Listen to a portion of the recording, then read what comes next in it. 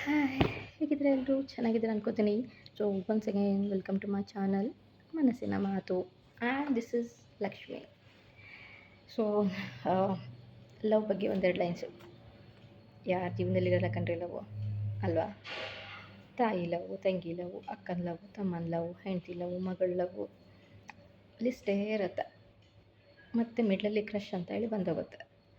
So ಅಂಥದ್ಕೆ ಒಂದು love reality check. Love is not what we see in a films.